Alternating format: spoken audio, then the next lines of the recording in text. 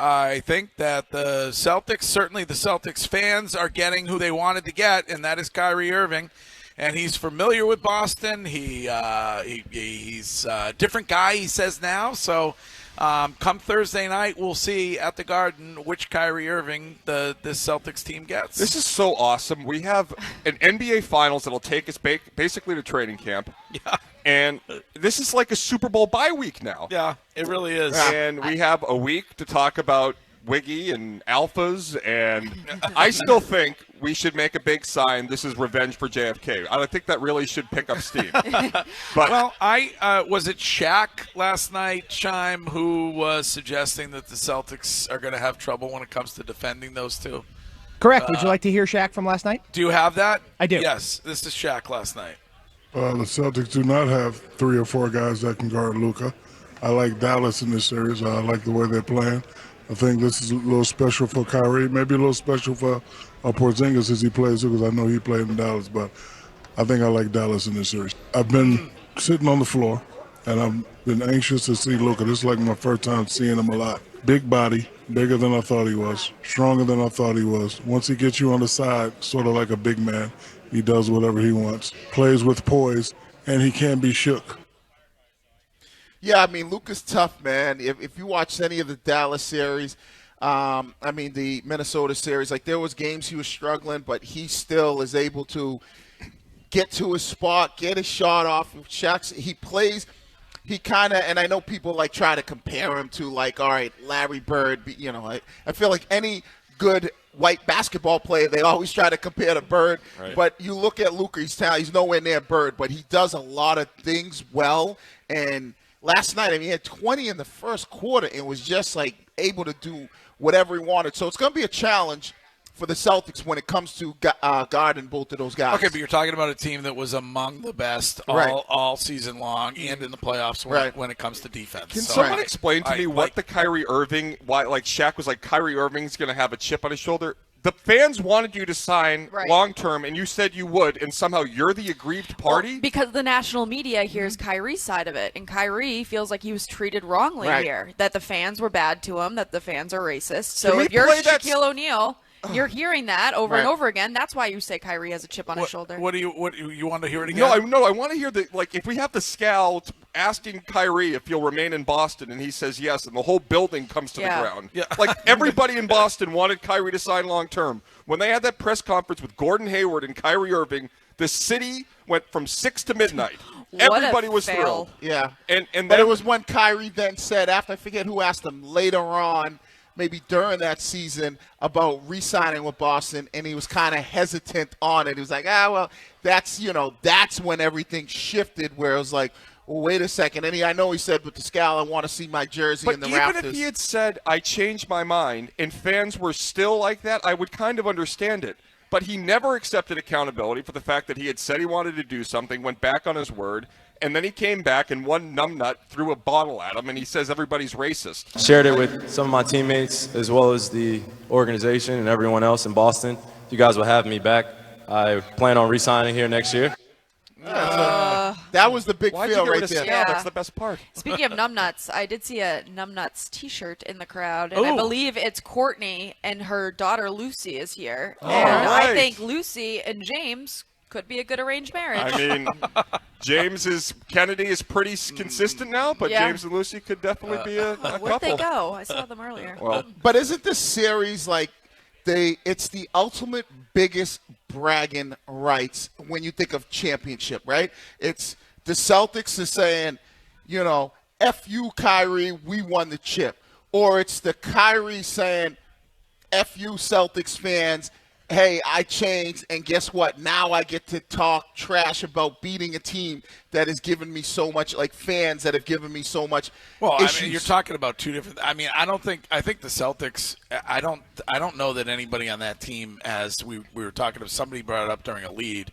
Those guys are – they love Kyrie Irving. I'm not talking about the players. I'm talking about fan base. Can I give an analogy for Wiggy that you'll understand is my only good office friend on the show today? You know what Kyrie's like? He's like Michael promising the Scots Tots free college tuition and then going back on it. Yeah, I get that. So you're not going to side with Michael. You're going to side with the kids because they were lied to. Right. Michael's not the victim just because he made a promise he couldn't keep. Yeah. And Kyrie today, coming back to Boston, it's easy. You could just say, I screwed up. It's a great town, just like every other city in America that has its flaws, but, the fans wanted me and I found a better opportunity. That's it. That game where he lost his mind, he had an issue when it came to coming back to Boston. Yep. They fans, give him credit, got in his head. He was horrid, and he lost his mind because, he started flipping everybody off. Brees and I were there at that game. We talked about it on the show. That's not, but you can't expect that now. Like he's overcome that. So he's past that. Oh my God! You want to make a bet? They will get under his skin. Game one by halftime. I think he'll have some bit of a breakdown. You think so? Yeah. Oh my God! Whether I don't know if it's flipping off or it's stomping on Lucky. If you kind of watch him though now, like if you've kind of watched him all season long and how he's like played with Dallas and I have the NBA League Pass. I watch the Mavericks every day. How his teammates, like he's kind of even past that. He knows it. He'll even say, "Hey, this is Luka's team.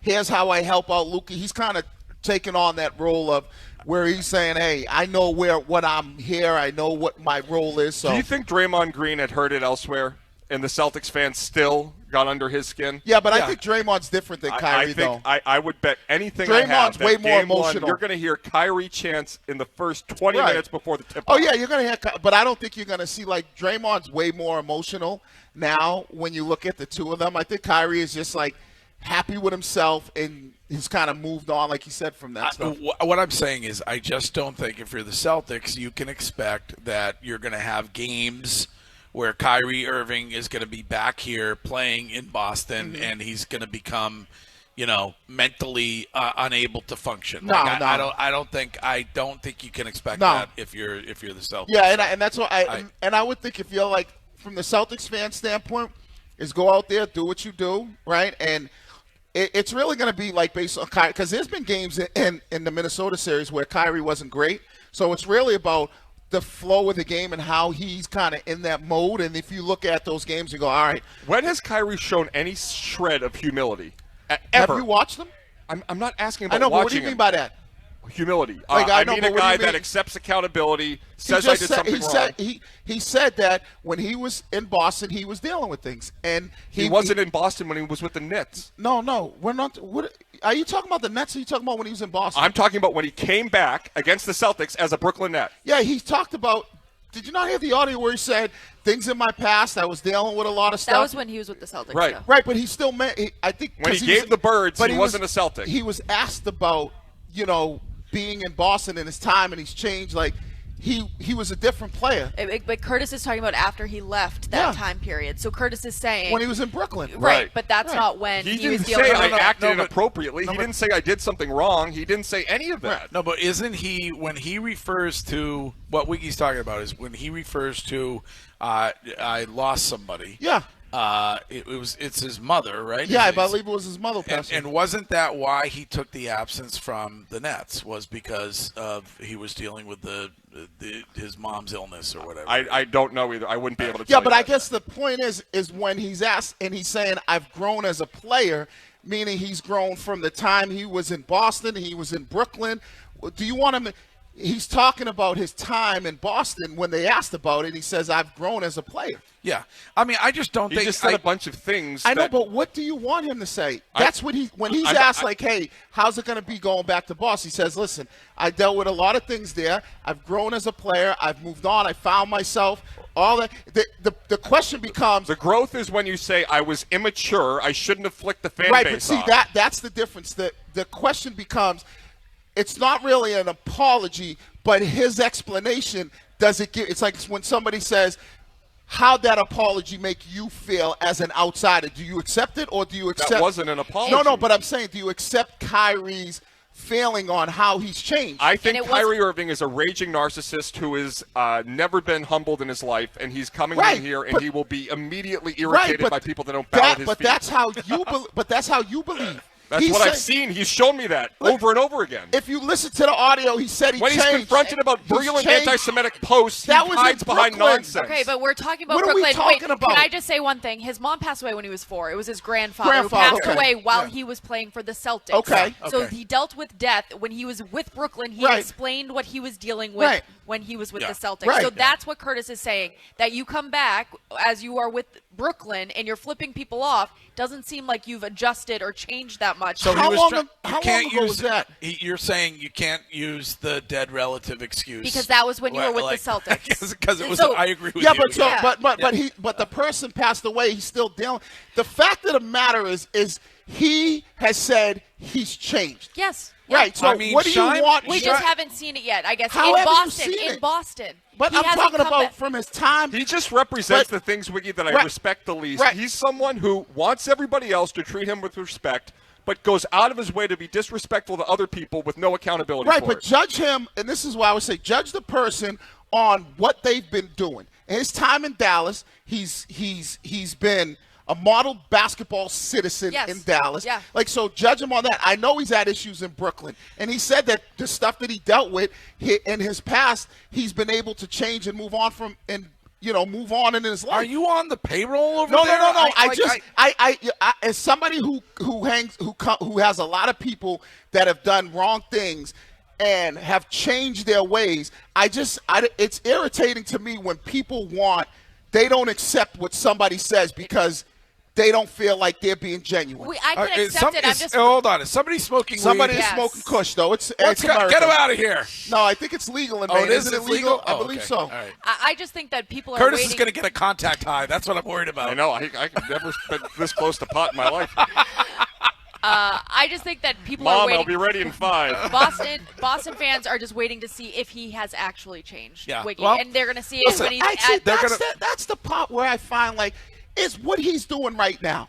Is where he is in his life. But Wiggy, you're affording him something he's not affording us. Well, but my job isn't. Listen, as a fan, my job, whether it's Aaron Rodgers, whether it's Kyrie Irving, whether it's LeBron James, my job is to look at a guy where he is in his life and say, okay, has he changed his behavior and has he been doing the things that he should be doing as a professional athlete, as a man, regardless of it is, rather than going, okay, here's what he did 6 years ago. Here's what he did 2 years ago. When somebody says, hey, I've changed who I am, and their behavior has showed me that, and where I am in the current, that's the part that's frustrating me. You guys are bringing up 3 years ago when he was in Brooklyn. Okay, here's the issue with Kyrie Irving. 3 years ago yesterday on the show. On what? When we were talking about mental health, you jumped back to when he was in Boston and how we didn't afford him. Yeah, because we were talking about him maybe dealing with stuff. Right, I'm talking about how his behavior is right now. What's his behavior? We haven't seen him. This is his first return. But what his behavior as far as has he done anything reckless? Has he flicked off other fan bases? No. I don't know. I don't go to Nuggets don't games. You think if he has, we'd heard it?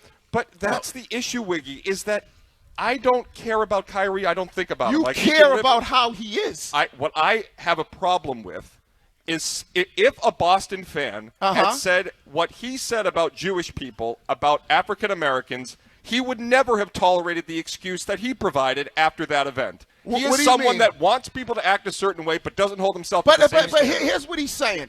He's saying his time in Boston, he dealt with some racist stuff. I'm not talking about Boston But that's what you're saying, Boston fans. No, I'm saying that Kyrie Irving has never been accountable to a damn thing. But what's he supposed to be accountable? I screwed up. He apologized. He apologized about the anti-Semitic stuff. Oh my yes, goodness. He did. He did. He apologized. Remember, he had the thing and he said, "I'm sorry." I think he had to issue 3 separate apologies. He apologized about saying that the Holocaust never happened. No, but I think wow, what a magnanimous human. I think he had others apologize for him. No, he didn't. Didn't he have? Imagine thinking the Holocaust didn't happen. Didn't he have a parent or something attend what he was supposed to attend for him? No, he apologized about saying, "Hey, that video that he was talking about, I think it was like some documentary, and in that documentary, the problem is, what's the problem? Here's the problem.